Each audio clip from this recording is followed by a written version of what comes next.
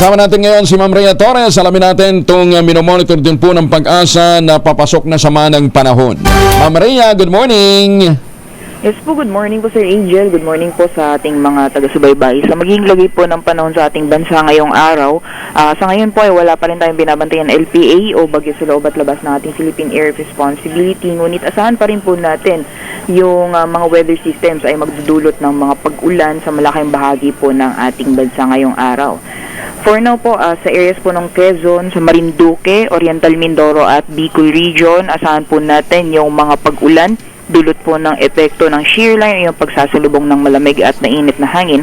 At yung areas man po ng Mimaropa or sa ilang bahagi po ng Mimaropa, gayon din sa Calabarzon ay magiging makulimlim po yung panahon ngayong araw. Meanwhile, sa malaking bahagi naman po ng Visayas at Mindanao ay asahan po natin ang maulan na panahon. Dulot naman po ng epekto ng Intertropical Convergence Zone or ITCZ at posible po yung mga katamtaman hanggang sa malalakas na mga pagulan, kaya doble ingat po sa ating mga kababayan, especially po sa mga flood-prone or mga low-lying areas dahil sa mga posibilidad ng mga pagbaha o pagguho ng lupa.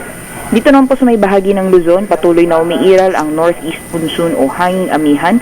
Magdudulot po ito ng maulap na kalangitan na may kasamang light to moderate na mga pagulan sa Cagayan Valley, pati na rin sa Cordillera Administrative Region at sa Aurora. At sa nalalabing bahagi naman po ng ating bansa, asahan po natin yung bahagyang maulap hanggang sa maulap na kalangitan. Liban na lamang po yung mga posibilidad na mga biglaan o mga panandali ang buhos ng ulan sa may Visayas at Mindanao dulot po ng mga thunderstorms. At dito naman po sa Luzon, kabina po dyan ng Metro Manila, may mga tsansa pa rin po na mga may hinang mga pagulan o mga pag-ambon na mabilisan lamang.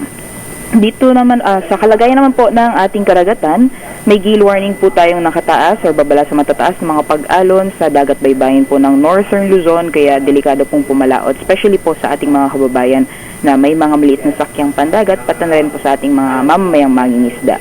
At sa mga susunod na araw, inaasahan po natin magpapatuloy yung mga pag-ulan, especially po sa areas ng Visayas at Mindanao, kaya doble ingat po sa ating mga kabayan dyan. At sa mga areas naman po ng Quezon, Bicol Region ay posible pa rin pong iiral ang shear line, kaya patuloy pa rin po yung makulimlim na panahon na may kasamang mga pagulan.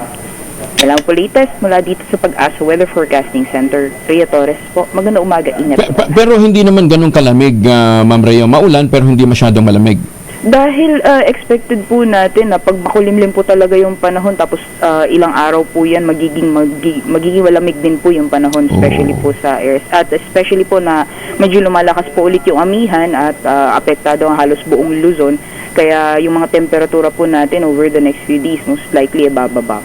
Ay, mag-jacket yung mga mag-a-attend ng simbang gabi. Yes po, diba? as much as possible magbaon din po tayo. Pananggal lang, raincoat, payong. Po. Tama po. Oo. Huwag na magsuot ng mga kung ano-anong maikling mga damit.